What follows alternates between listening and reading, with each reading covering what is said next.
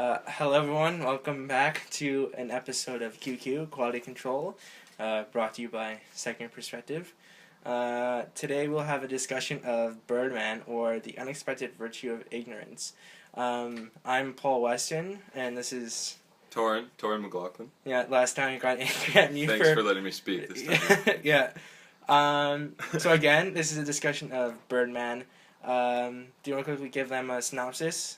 Yeah, sure. Birdman basically follows Michael Keaton is the main character, and he's a washed-up actor that has previously starred as a superhero in like a superhero franchise that went back to back to back, you know, sort of like the Iron Man thing, and now he basically is destitute, like reputationless. People just come up to him for lame autographs and that sort of thing, like with their 6-year-old daughter and that type deal. And he's putting on a play on Broadway. It'll be his first play on Broadway, and basically chronicles his like psychological struggle through those times and his quest for relevance and to find some meaning in his life and to enrich the lives of the people around him. So that's more, I guess, just a refresher for those that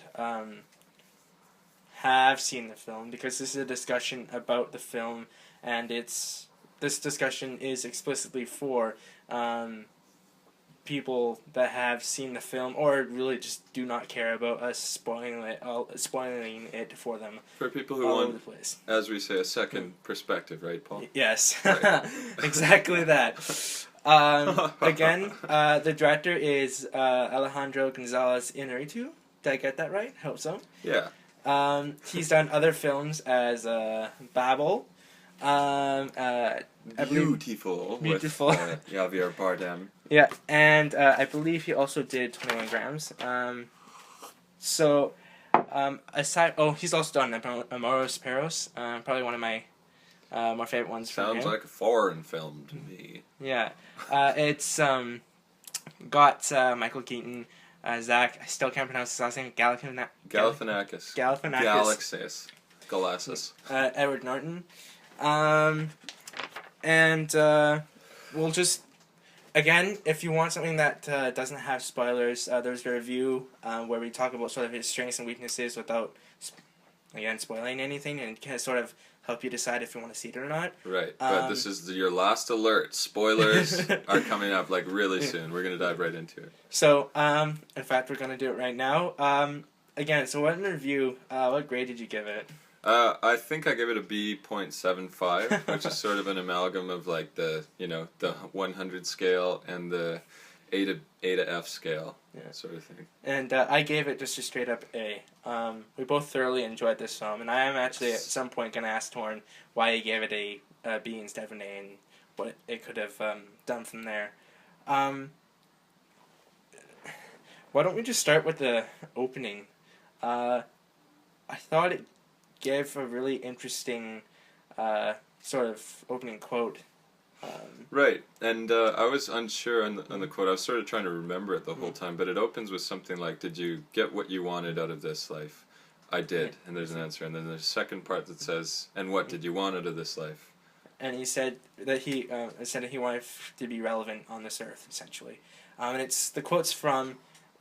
Should have looked that up. It's a Raymond Carver. It's another Raymond Carver piece. I'll look that up while you do that. And it's interesting because it definitely encapsulates the whole film in the fact that Michael Keaton's character just wants to be relevant again.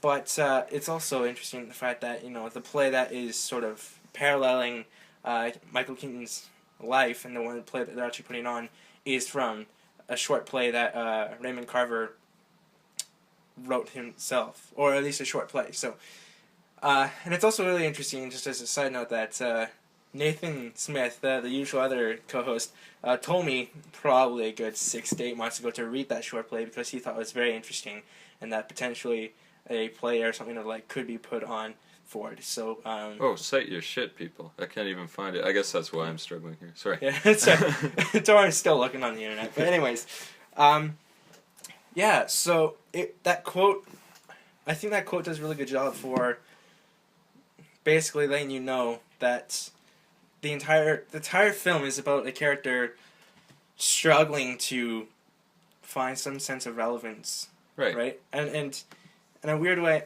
not even a weird. I think it's very clear that all the other characters are in their own way looking for a sense of relevance as well, right? Edward Norton, the foil to Michael Keaton's character, is quite obvious as well, right? And so, he's just trying to find sort of relevance, not in the fact of popularity, because he says, what about popularity? That it's the slutty, right, the slutty cousin younger of prestige. Of prestige. Right? But he's trying to find relevance in the idea that he makes true art, and so that he's above everyone. Just in the same way that in many of the images that we see of Riggan, as the character's name is, literally soars above everyone else. Right.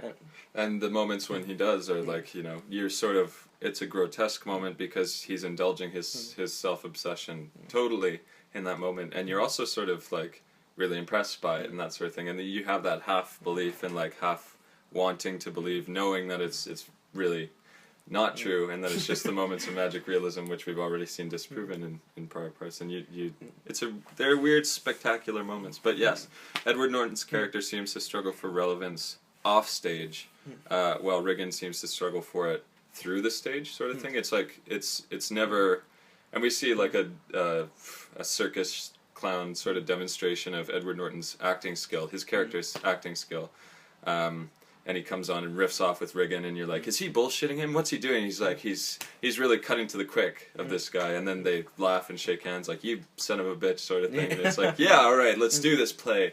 But he struggles in interpersonal relationships, Edward Norton does, off stage, because he doesn't know himself, maybe, So it's sort of an inverted struggle, which makes him a good foil. Yeah, a smart play. You might as well say that right off the top. It's just insanely intelligent. I believe it was written by 4 different people.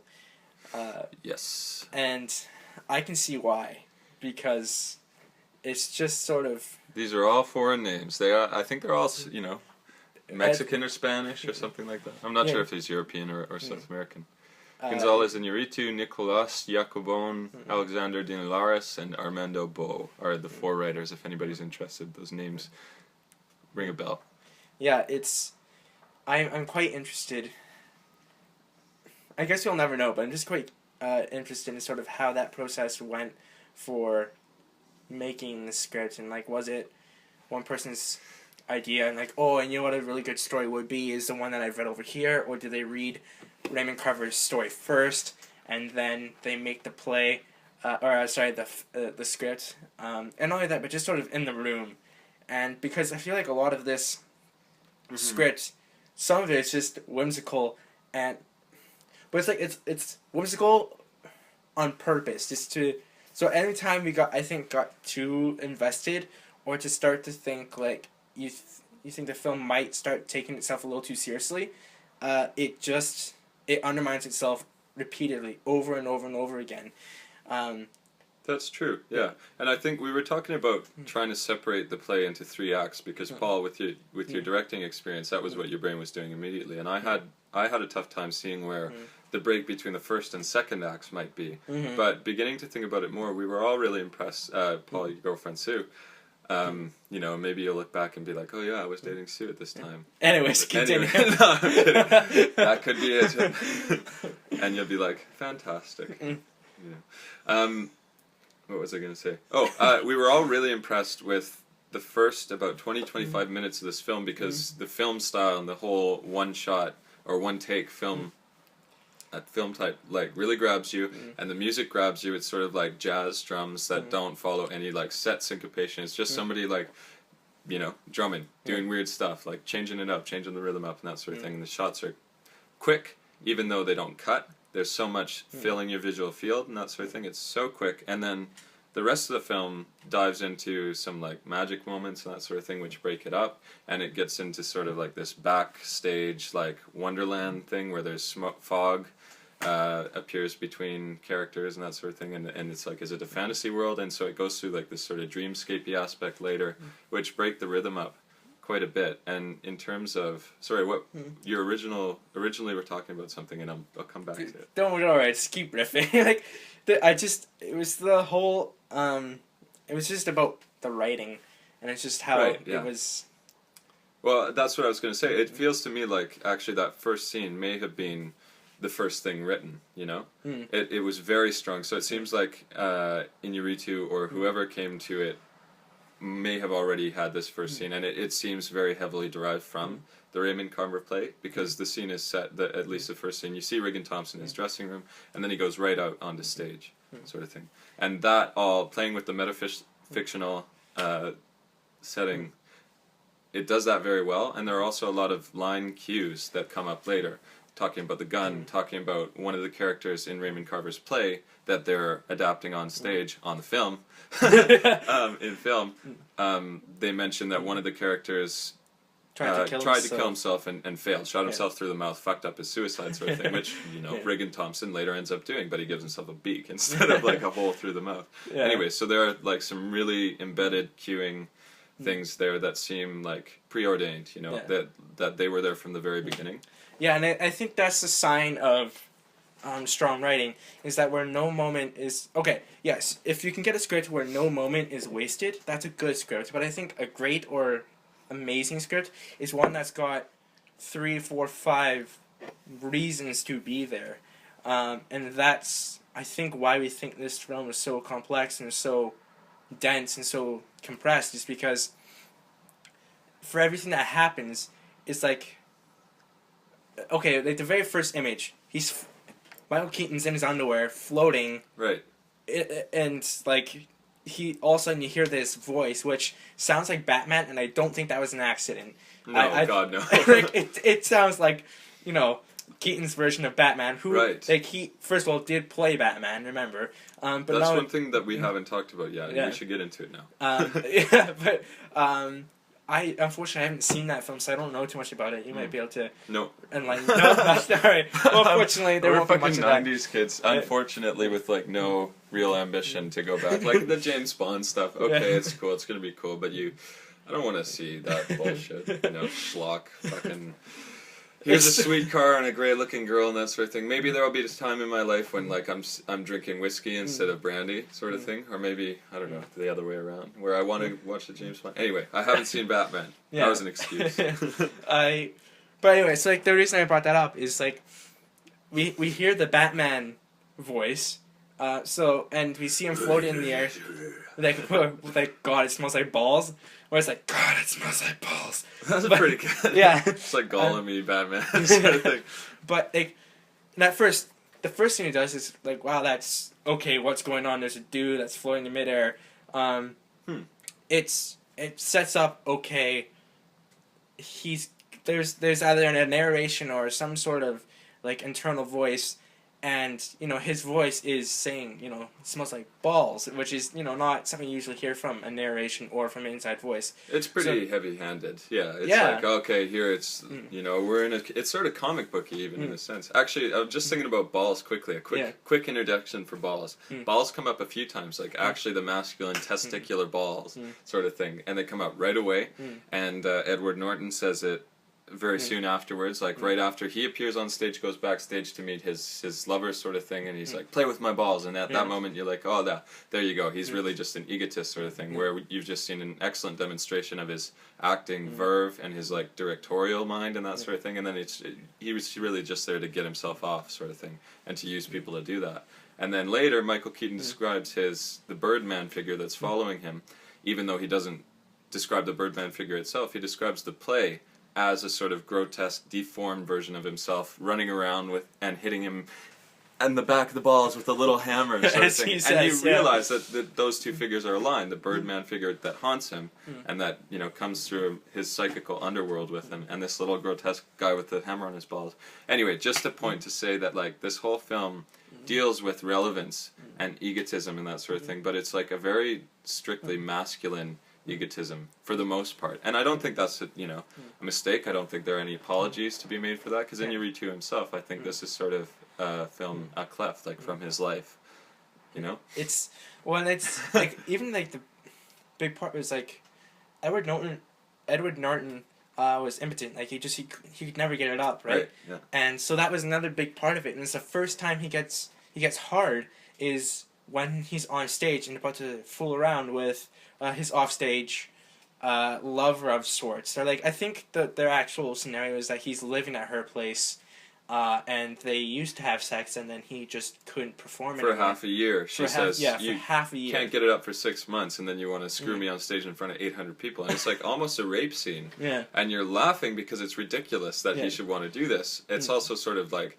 you're excited by the fact, like, yeah, do it on stage, that would be interesting, but at the same time, it's like rapish. Yeah, you know, it's basically rape. It's like forced sexual activity, right? And so everybody's there, like, oh my god, you know, this sort of thing. Like, how many ways? And it seems to be a sort of conceit with like very serious directors even now. It's like, how can you make scenes of like sexual violence actually jokey in a way? I don't even know how to get further into that, but just to put that point out there. Well, what's really interesting is, like, at the end, after he shoots himself, and, like, I'm sure as you can see, we're just going all over the place with this discussion, and I think the film just sort of merits. Well, go back to the gun and Edward Norton's need for him to have a real gun as well, because that could be tied to the dick thing. Yeah, well, I'm still gonna bring it. Like, okay, this is go ahead. This is all related, right? And this is all. That's why it's so. Why I love this film is because everything's related, and you can riff in so many different ways, but. In terms of, like, it being essentially a rape scene, going back to after Michael Keaton shoots himself in the face with the real gun, and then, like, the newspaper heralds it as, like, super realism and all that sort of stuff, and Torin and I were talking about it sort of off-air, so to speak. And which we do quite a bit. Yeah, you know? Yeah, actually we do. But most of our lives happen outside of this 45 minutes. Yeah, you'd be surprised. Interestingly. But it's God damn it, Tony, you got me. Right. Scene where he shoots himself. It's important scene. Like the newspaper heralds it as like, oh, it's a new form of realism, it's super realism, and you know, it's better because it's like real blood and, you know, it makes you feel things or whatever. But like going back, even just to the rape scene, like that was real. Like a dude actually trying to like have sex with someone. And who didn't want it? Who didn't? Yeah, and it's weird because the audience in the show somehow the setting tries to make it okay, and the director, like, not that he endorses that the setting makes it okay, but like that excuse hangs you up for a second because it is what the rest of the movie revolves around. Like when he shoots himself in the nose at the end of the play, or you think in the head, he gets a standing ovation. And it's like, you know, everybody, there are multiple people who talk about the crowd as like an orgiastic confluence of like, you know, it's basically, well, think about your theater experience. You go into a theater, you're packed in there with 800 other people. You smell their bodies, you see them, and you have to get up and like run across their knees to get to the bathroom if you want to, that sort of thing. It is orgiastic, and the standing ovation, the standing O at the end is just basically an orgasmic moment sort of thing. And it's like, how far do you have to go to entertain people? Well, let's get the super realism, the like absurd naturalism, where you actually have to fucking kill yourself on stage. It's like, oh, you gotta sacrifice everything for these people, you know, is the director's complaint. At the same time, there's also an indictment of like current popular media consumption going on, and the way that entertainment has perverted itself. Not to say that perversion is necessarily a wrong thing, but just the it's just like like this film is just, we'll try and stay, you know, in terms of like concrete things, but like we're gonna keep going to more and more heady type concepts just because that's what the film does. And I think because it does all these very like fundamental things like writing, cinematography, editing, which hopefully, well, I mean, and cause believe me, it's not one shot. There's plenty of like edited shots, but like you begin to see where they've cut, and it doesn't take away from it. It's like, no. You actually like, it's something that you're genuinely interested in. When you see how they do it, makes a lot of sense, and it's not in a cheap way either. It's cheap enough, but it's cheap in the same way as like a stage trick. And that sort of fits with the whole theme, right? So you're totally cool with it when you do color cutting. Yeah, it's just to quickly go back to super realism, because I do think it's really important. Like when I first saw that, I laughed in sort of disbelief because, you know, I think it's dangerous. Like I really sincerely think super realism is dangerous, and yet I can totally see how a real live audience could think it's, you know, obviously if someone shot themselves, they'd be appalled or whatever. But on like minor things, like, oh yeah, like, you know, if it's a rape scene, a dude should really try and actually force himself upon a girl. That's Torin and I were talking about it. It's yeah, okay. I feel like the reason that we watch films and the reason we watch read books and see plays and all this sort of stuff is to be allowed to experience these stories and these thoughts and feelings and have these questions without having the permanency or the permanent consequence of those actions. Because, you know, like, we want to be like, you know, what would I do if I were to, you know, be put in that position? Well, you can see a story of, like, you know, okay, where, you know, if it saves my loved one, would I kill an innocent person? There are plenty of films and TV shows and all that sort of stuff that allow you to be in that position. You can viscerally have that feeling and think about it, but you're not actually going to get someone killed, right? Yeah. And it's, if you really want the true experience, just go and do it. I mean, like, not to say, like, go and shoot someone, but, like, no, I do believe there's got to be a line, and I think that's sort of what the film sort of talks about, is like, you know, how real do we need to be in order to have this feeling, and at what cost, and is that actually worth it? I do think there's a very real difference between, you know, fear for the actor and fear for the character, right? That's a very good point. And I actually went to a play some months back, and it was one of my friends was on stage, and they were opening a can on stage, and he actually cut himself. And at first, you're like not sure if he actually did or whatever, because he like quickly wrapped it all up. And knowing him, he's super. He's such a kind guy, and he always apologizes for things that even if it's not his fault.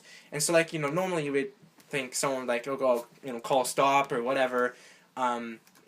But it's the play kept going on, and okay, but after a while, like, you started seeing a ton of blood on the floor and on the stage, and after a certain point, like, I was distant from the play, and I was more concerned about my friend on stage, that I could no longer, I think, access what the play was actually doing.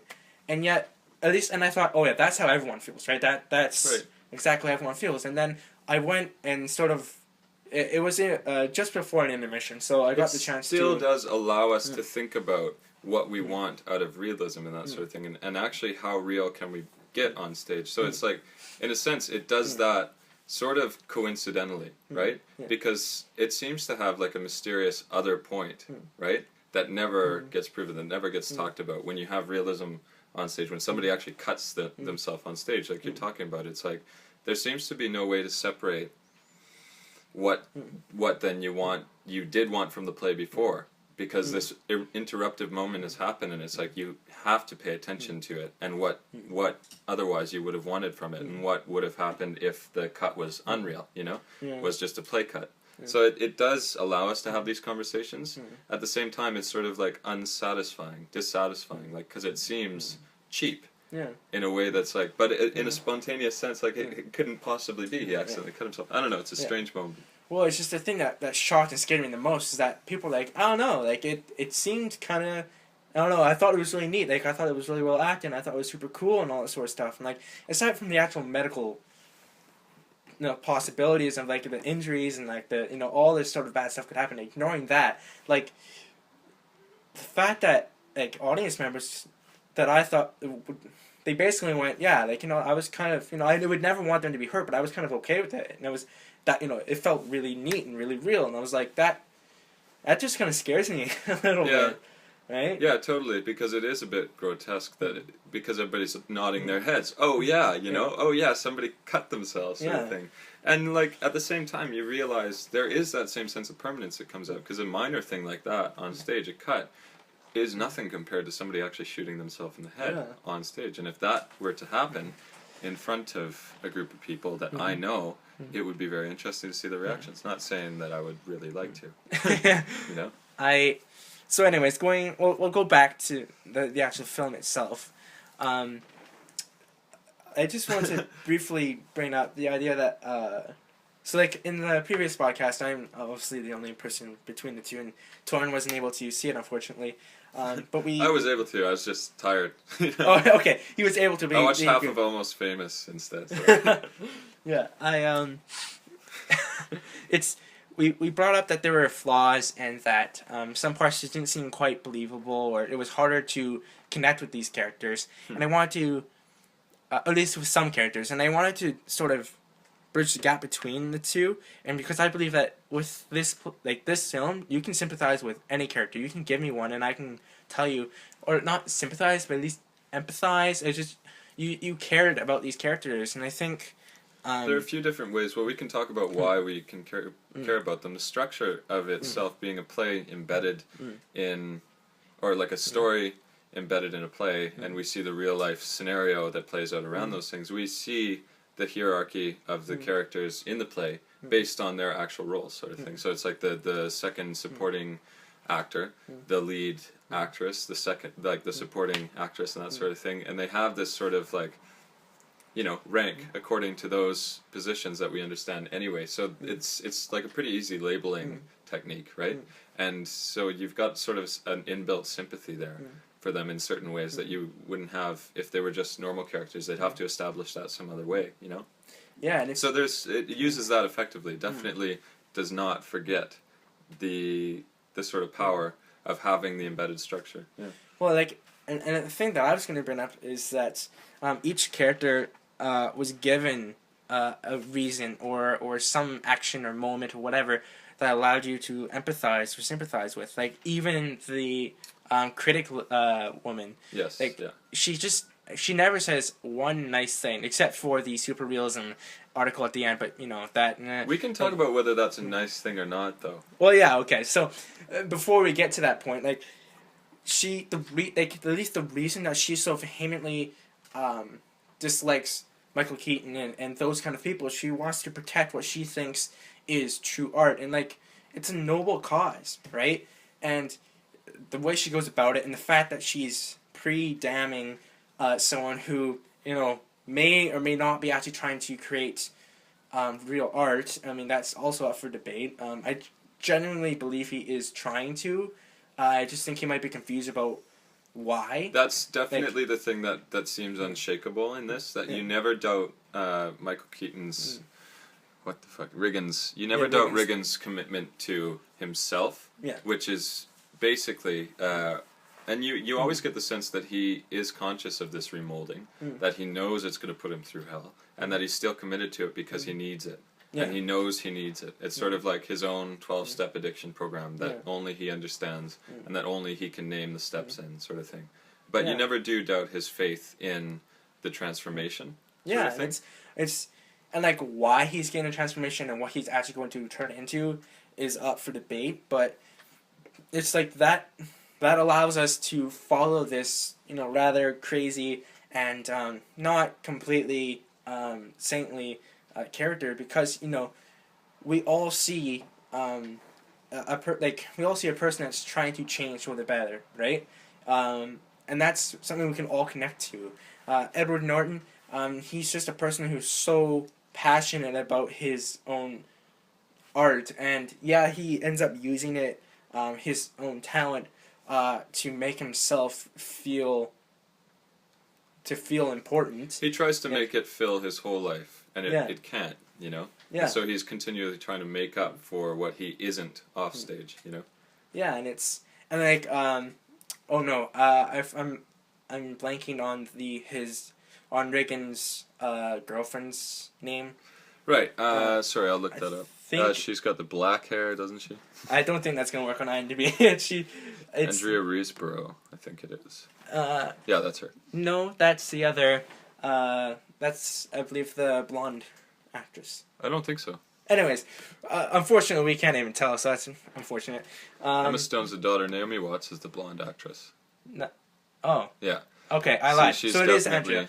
My apologies.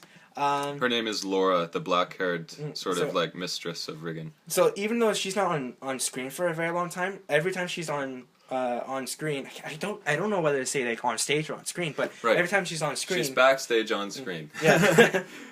She there's a reason that I care about her. I mean, like, the very first time you see her, like, the third or fourth line out of her is, "I'm pregnant."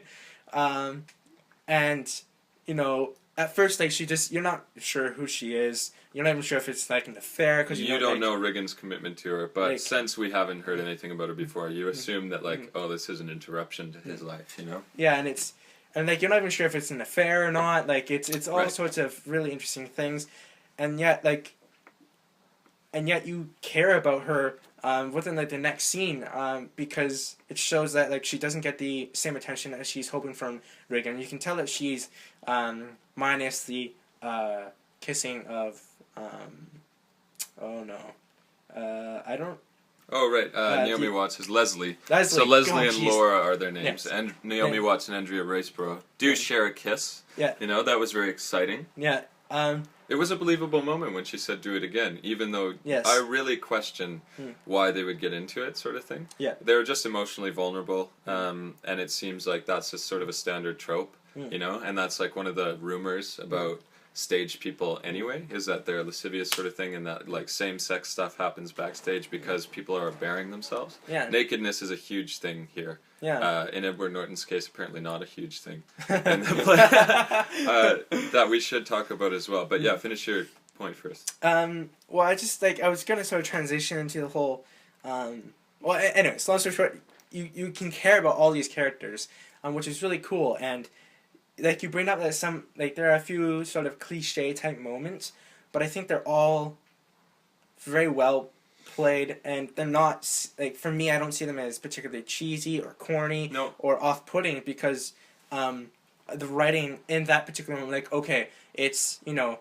Edward Norton's character basically hitting on or having an emotional connection with Riggan's daughter. Okay, you've seen that sort of relationship a gajillion times in different films, but it doesn't feel like, oh, here we go again, because, like, first of all, the writing is really the acting is real. Each of the characters have genuine reasons to be interested in the other. Yeah. You know, and the whole setup of, like, a backstage thing when the play is trying to happen sort of is a great excuse for all these relationships that form.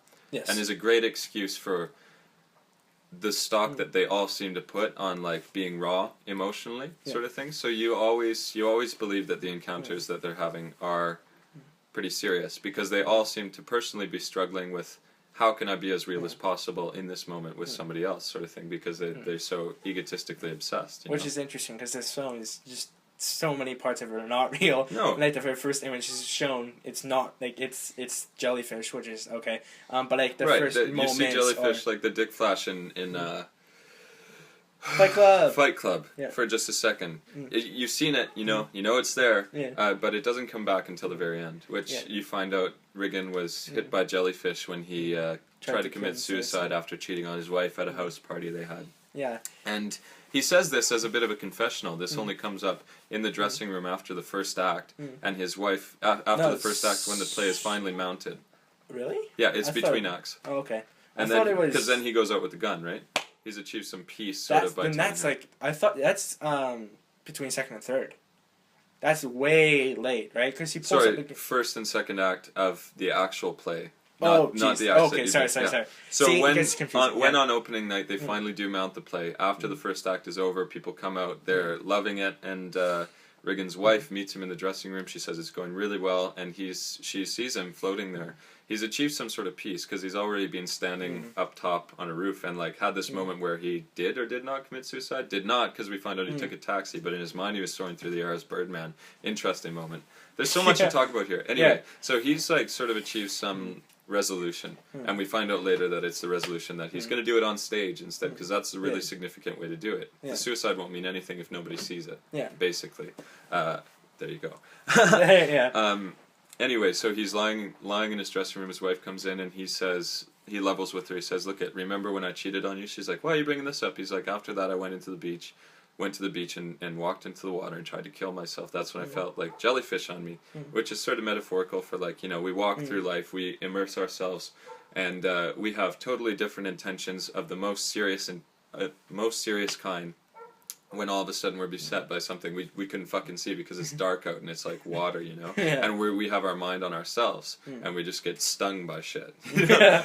Anyway, so he's stung by jellyfish, which like ties those two things together. Yeah. And then he goes out and decides to kill himself. Anyway, so the jellyfish, we didn't want to pass over those. Yeah. Sorry. Well,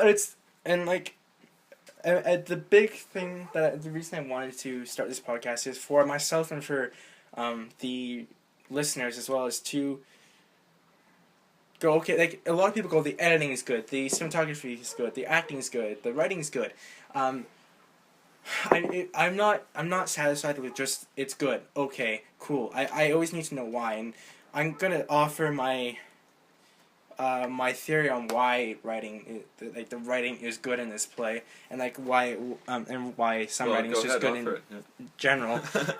It's like part of the reason, like, we're saying that a lot of these moments feel genuine, or that that these moments, like certain moments, come up authentically or organically, and it's because I think the writers recognize sort of the strengths and weaknesses of their settings, of their shot choices, and all that sort of stuff, right? Setting, like, I think, very much like, so. Yeah. Right, and it's like, okay, and again, you made me think about this because it says, okay, theater, people are always backstage. There's a lot of hidden areas. I've directed a feature, a full-length play. That's what it's called on stage. Right. A full-length play, and you get a very strong emotional attachment to these people because you see them every day. You bear your all. You bump heads.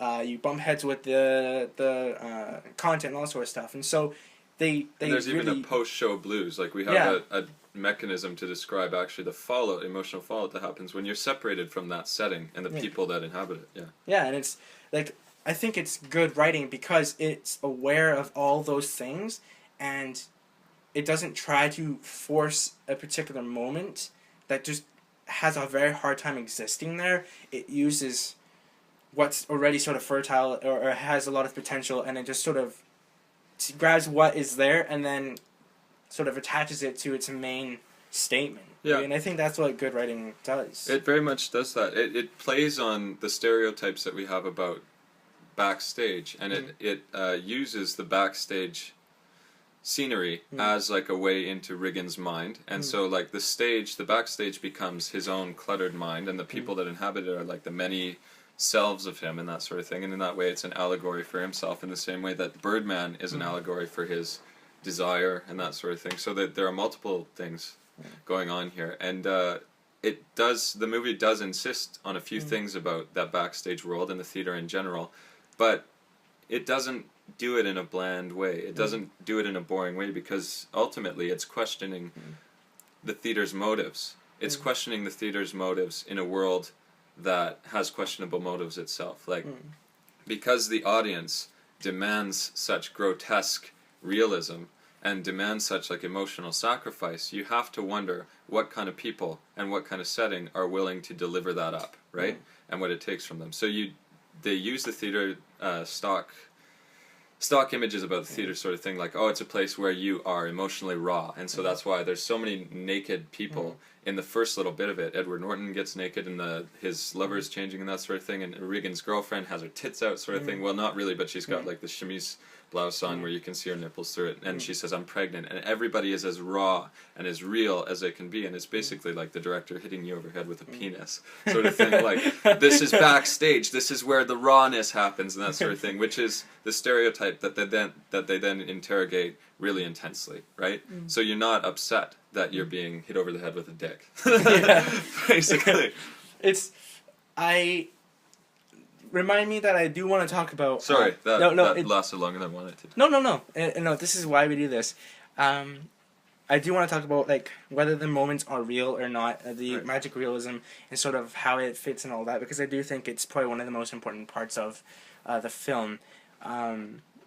But what were you talking about? You were talking about being hit over the head with a penis. Nakedness. The idea that they play off of the setting, like the stereotype backstage theater type setting where it's like everybody's raw, these are actors, right? And the characters all actually are sort of insecure about it. You begin to see they're all sort of struggling with what being naked emotionally and even physically and that sort of thing, and being in such close proximity while being naked emotionally, physically, means to them. I had a thing that was sort of attached to that, but I forget it at this point in time. I'm sure it'll come back to me. A growth on the penis? Well, it's why don't we just get to the magic realism then? And yeah, so why don't you describe the moments where it does happen? Okay, so the ones that I remember offhand, and this is the first time I've wanted to see a movie sort of right back to back kind of thing in such a long time. Even though I'm a fairly strong movie lover, I'm like, okay, I'll watch a movie, and if I really want to, I'll watch it in a week or something. Let it stew a bit, yeah. But this one, I was like, okay, I'm ready. Let's watch it again. Anyway, so the reason I bring that up is I may not remember all the we'll ideas. use our collective memory. Yeah. One of them I have is the key one is flying / did he take a cab after he tries to, or at least has the idea of jumping from the building. Right. When his Batman Birdman voice starts talking to him and starts taking over. In the change room in his little Riggan's little room. He starts throwing shit, but you're not sure. And you think okay, he's legit just throwing shit all over the place, but then the camera sort of wanders out of that room and then comes back in, and Riggan's just throwing things instead of using his mind. And at first I didn't think, oh yeah, he's not using magic into power anymore. He's just, it was Torin that sort of brought that up to me. Was he actually just throwing stuff the whole time? And not only that, but the music. Viscerally, I think the music drastically changed the instant we saw him physically throwing things instead of using telekinesis. Right. Actually the whole soundscape changes. They actually go to I think a mic in the middle of the room or something, where before it's been inside his head. Yeah. So you've got a different hiss and that sort of thing, and the sort of noise that each of these different microphones that they use for this pick up. You can tell immediately that you're in a bigger space. The sound is flatter, it's colder, and Zach Galifianakis opens the door and he bursts his bubble sort of thing. And we I think for the first time or the second time after the taxi's the first one, isn't it? I think so. It doesn't really matter. Anyway, both of them burst a bubble, and the fact that we then see that when he is in this moment of magic sort of thing, and he's telekinetically smashing his room apart, really Zach Galifianakis goes and sees that it's him throwing things around his room, which bursts the bubble. And it should be noted that that one doesn't actually show that it's just checking it did a little weird thing. Oh yeah, sorry. It's just checking the podcast. It didn't show him not actually throwing it telekinetically. Right. It just gave it did he or did he not? I think the cab is much more difficult to be did anyone see it or not? Because the cab man literally just chases after him, right? So, but I wanted to sort of note that I don't know that a significant character actually ever partakes in his moments of telekinesis, or ever actually sees it and recognizes it as telekinesis. No. Yeah, right. So, and there's one other very small moment when Emma Stone delivers that quite heart-wrenching tirade about, I'm not significant and you aren't either. Get used to it. I thought that was quite well done. But after she says that, she leaves and then he starts to spin things, right? He never does something telekinetically while another significant character is even remotely in the room. Right. Well, for him, it's like a masturbatory thing. He does it when he's alone, and it gives him a sense of power, right? Yeah. And in that moment, he's just being utterly deflated by his daughter, even though these are things he knows. He just can't speak these words himself. He needs somebody to say it to him, and the fact that it's his daughter, the person that he's ignored as a result of his self-obsession, makes it all the more poignant. It's the monologue comes from who it should come from to really affect him that way. And then he spins the cigarette case really dejectedly, here, I'm going to exercise my power, but it's in a deflated way, in a way that's sort of self-reflective and says, this is all that I'm really capable of. And this is a sad, which is droopy version of the power that I thought I had. You know, I'm just doing it to show myself how really stupid it was, this fantasy. And it's interesting that you bring that up because, you know, is it even real? Like, the power that he's using to sort of be like, this is all I'm good for. Because I did get that feeling a couple times myself. Or like, that power thing comes up whenever he sort of needs to pick himself up or he needs to exercise some sort of power. Yes. And it may not even be real at all, right? Like, it's sort of like that thing, I think, when we, like, as humans are alone, we're like, oh, you know, oh, I'm super, you know, I've got superpowers, I can burn up everything. But it's like all in our head. It's just, it's not in his head. It's quite, like, externalized. And it actually brings up, like, some people are aware of sort of the unreliable narrator, right? Where, like, the character lies to you, or it says, like, you know, an example would be, you know, a character's beating the crap out of someone, and then it's their voiceover saying, and then I gave them a hug, and we, you know, sorted it all out. But you can see that he's beating the crap out of somebody. That's seen as an unreliable narrator. But what I thought this film did that I don't know that I've seen before, or he's done so well, is sort of the unreliable cameraman. Go ahead. Go for it.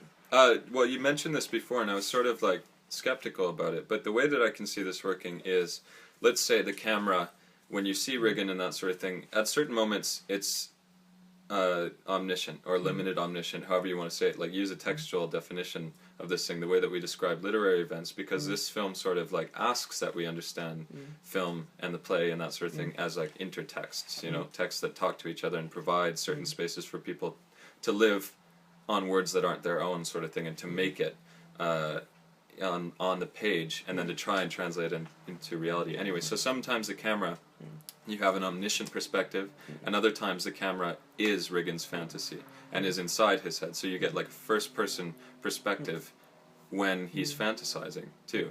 So you have these moments when the cameraman and the narrator are complicit, sort of thing. Or sorry, but yes, the cameraman and the narrator are always complicit. You would have to say in film. That's how it gets done. But there's a third party that becomes complicit to that when Riggan's having these moments, these fantastic moments, sort of thing. So that the cameraman and Riggan are almost one sort of entity. Yeah, so the unreliable cameraman in that sense is just an extension of the narrator and an extension of Riggan when the narrator is Riggan, you know? Yeah, and it's, I mean, there are a number of times when, like, he's smashing things, like, even in the locker room, where the camera is placed where Riggan is looking and all that sort of stuff. And like the very first shot that we have after we realize that Riggan's not dead is his point of view looking at his ex-wife and his attorney, Zach's character. It's in his point of view, right? Like, it's standing where he should be. Right. And so it's, I feel like why don't we just talk about the ending? Sure. Yeah, because we should come to some conclusion soon. Yeah. It's, because we'll just... Okay, the ending. Like, What Paul was like, when we went to take a piss after the film, Paul was like, I'm not sure how I feel about the ending. And I was like, what ending? Which one? You know, because there were several. The two that sort really of like stand out for fucking me. Star Wars, the new Star Wars, where it like fades to white. Or which one was that? Lord Harry Potter or Lord of the Rings or something. Yeah, there's a whole bunch of them that have been doing it. It's like, let's do 5 endings because we can.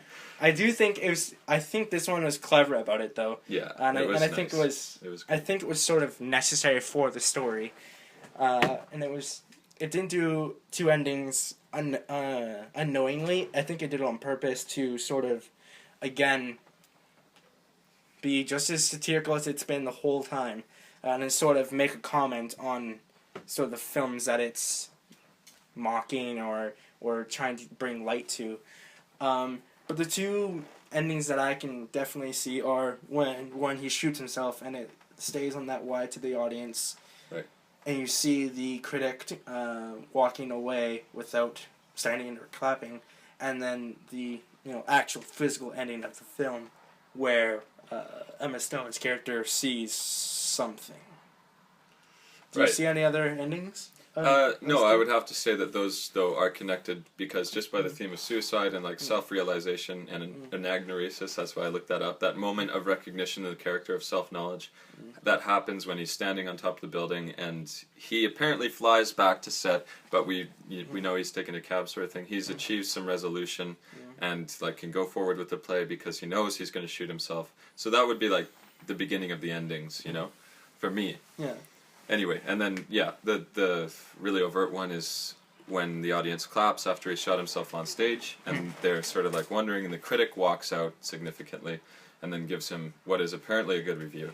And then we see him in the hospital bed, and he makes his, like, you know, the denouement, the coming down stuff where he resolves things with his wife and his daughter, and his friends, sort of, but Galifianakis tragically seems to miss the point. And you know he's excited then about his own, like he gets to step into the limelight for a second and deal with the press and all that sort of thing, and he's like, we're gonna make billions of dollars, you know, and just gets like money signs in his eyes anyway and walks out unchanged. And then he goes for a piss, and his bird character, Birdman, is actually sitting in the toilet in the hospital room, like taking shit and piss at the same time, which I thought was hilarious that they included that level of detail, that birds pee and poo at the same time, because it was both sounds at once. I laughed about that. And anyway, he's dejected. He's there, you know, and he's not going away, but he's so ineffective, and it doesn't even matter that he's there anymore. It's just like a, you know, somebody that you live with, and that's it. Yeah, and then he eventually jumps, and that's the end. Or like, and that's why you're like, well, did he or didn't he? And like, I think the film itself undermines itself so many times on purpose. Especially with those moments, I don't know. I'm gonna go on a long riff again. Okay, this is sort of important.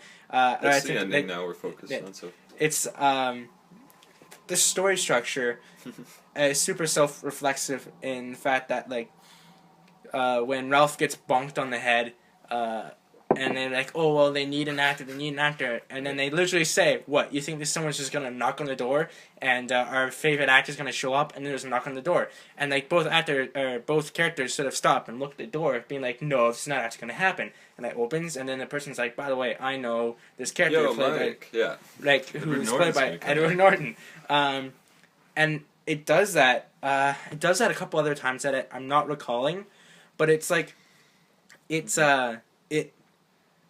it realizes that some of these story points can be seen as sort of on any of those moments that they need they know they're just going to be unorganic.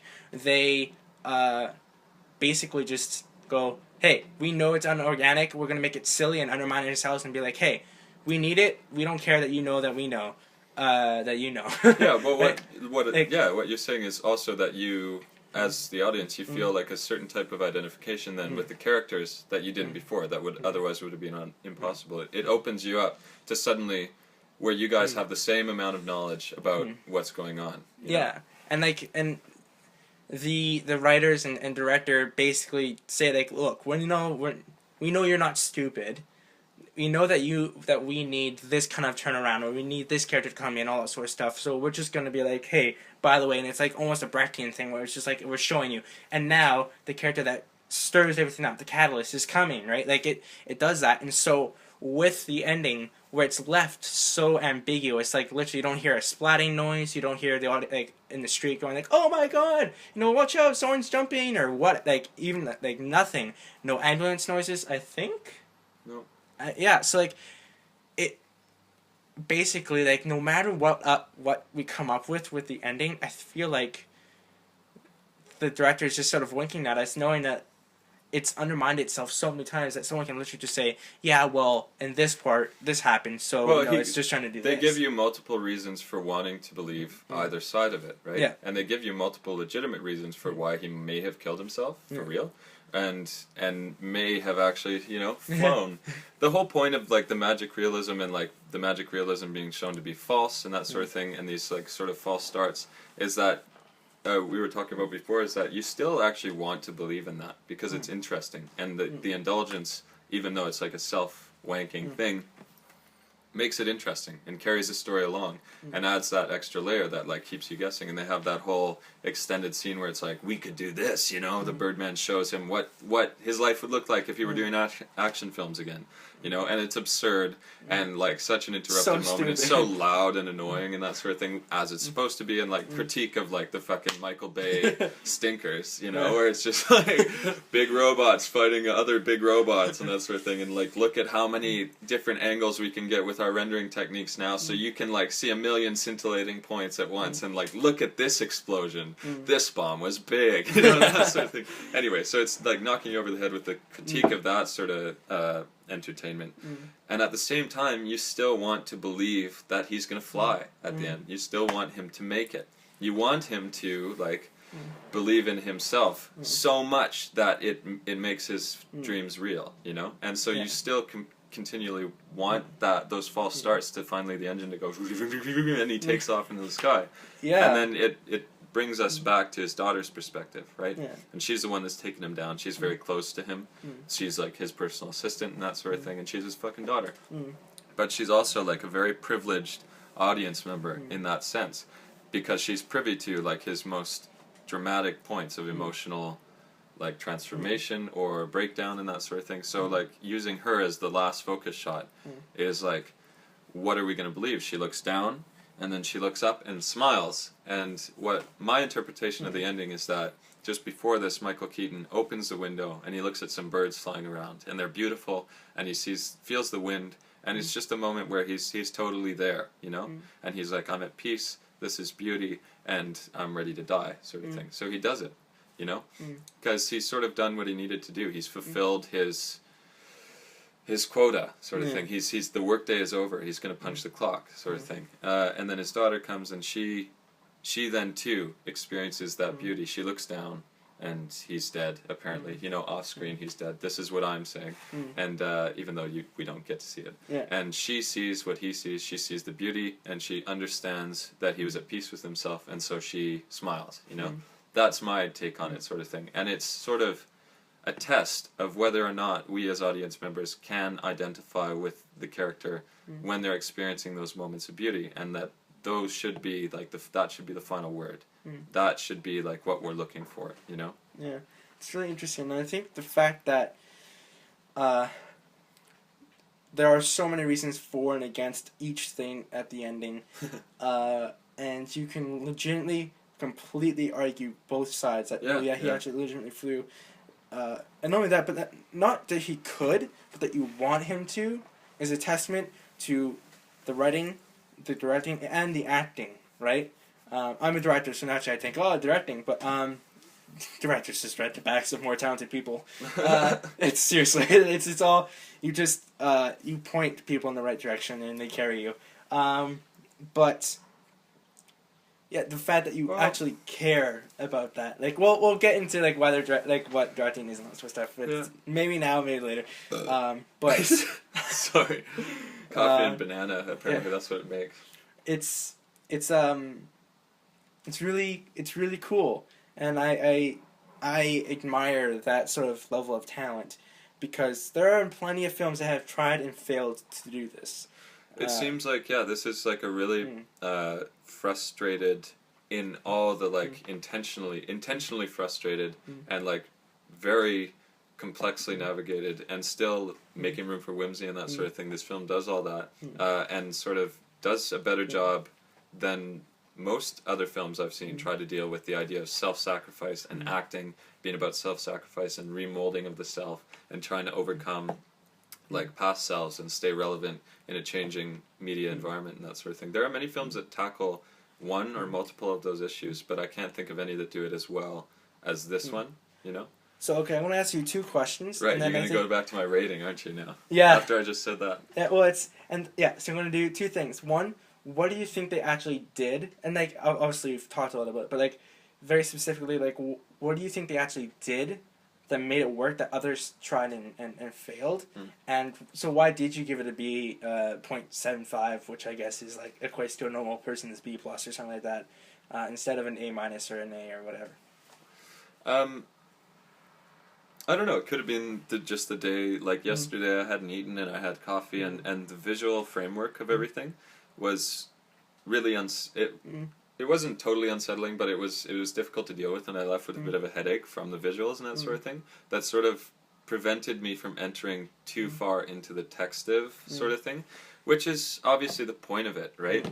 Yeah. Obviously part of the point of it, but like I would like some more time to appreciate the writing, and I don't know if I'm going to get it on a second rewatch sort of thing. So the elements, because it's firing on all cylinders and it's doing it all the time, like it's obviously supposed to mimic the really harrowing creative process, like of trying to mount a play, and in Michael Keaton's case, trying to mount a play with no experience after like a lame career as a superhero and that sort of thing.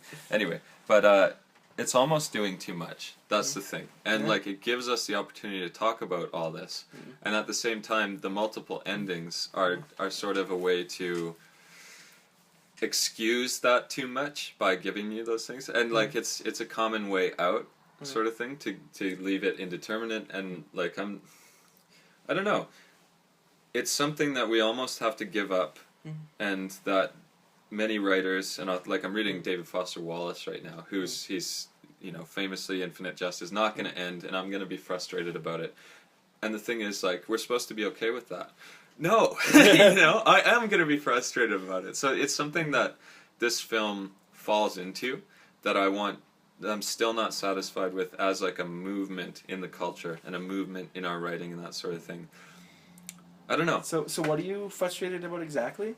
The fact that they don't.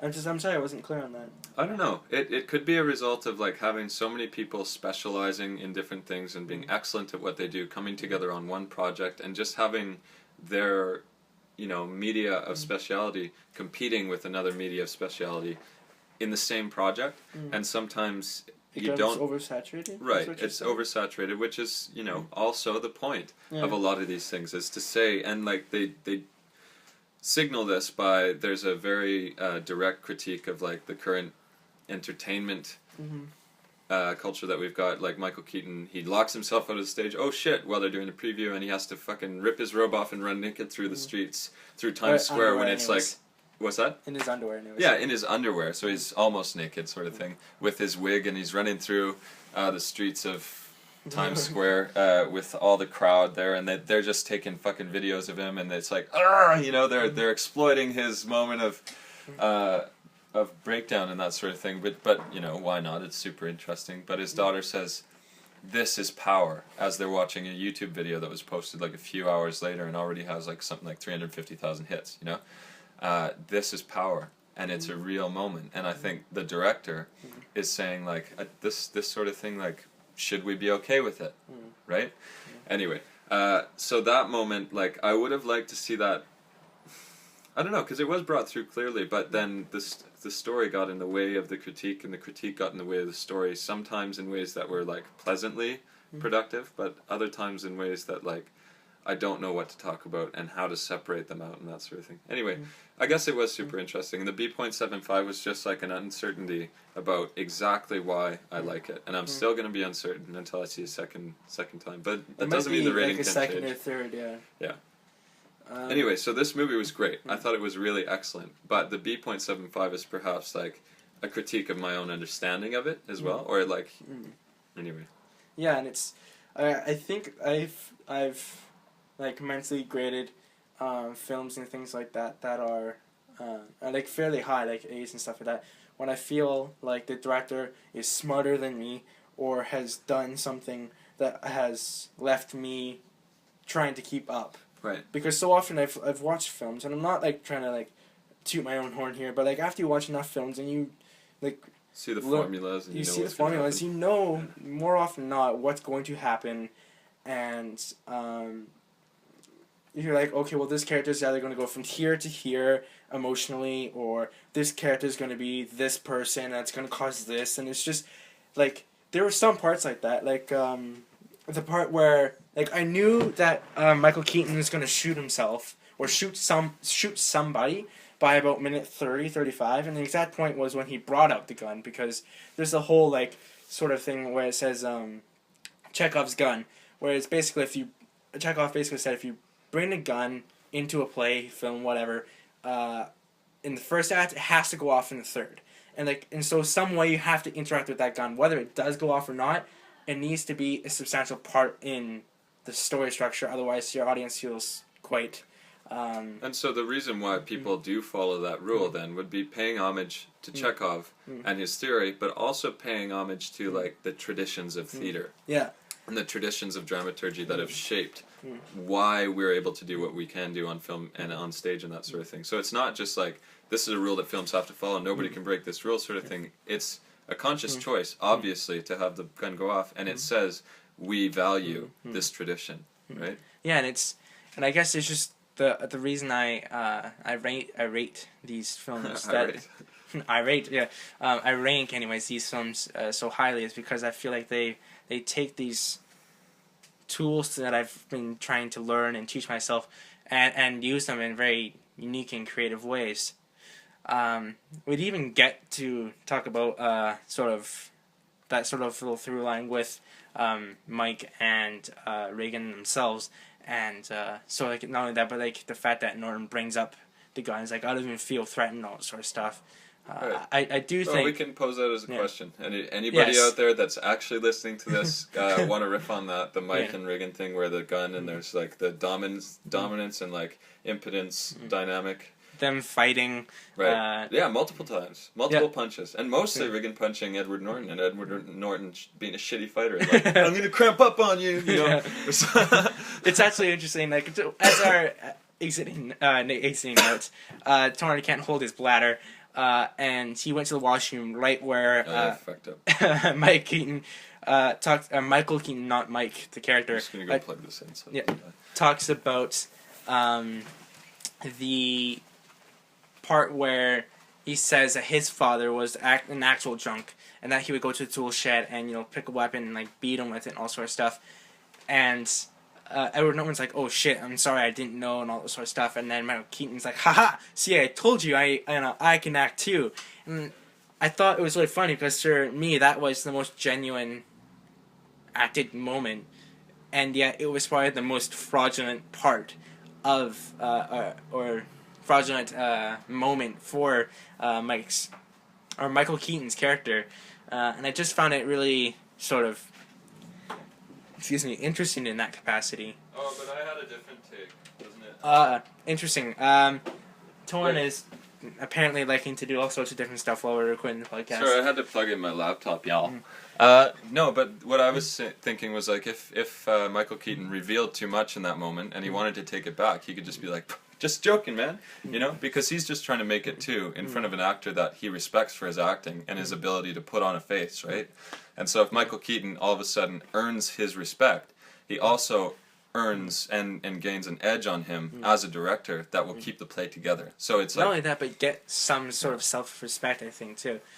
But, remember, Torin went to the washroom, didn't actually see that moment. He only saw the part of, haha, see, I got you. So, yeah, anyways, again, this is an episode of QQ, Quality Control, and it's brought to you by... control like that. It's QO, and anyways, if you think it's a bad idea, or a bad title, blame Nathan, because he thought it was clever, and so did I. Oh, yeah. But thank you for listening. Pew pew can be like the answer section, like QQ pew pew. People, we invite you to pew pew back or that sort of thing, like fight back. Cool. All right. Anyways, again, I gave it an A. He gave it a B.75, but with definite room to gain. Yeah. On a subsequent reviewing. My name's Paul Weston. His name is Torin McLaughlin. Thanks. And thank you for listening. Cheers.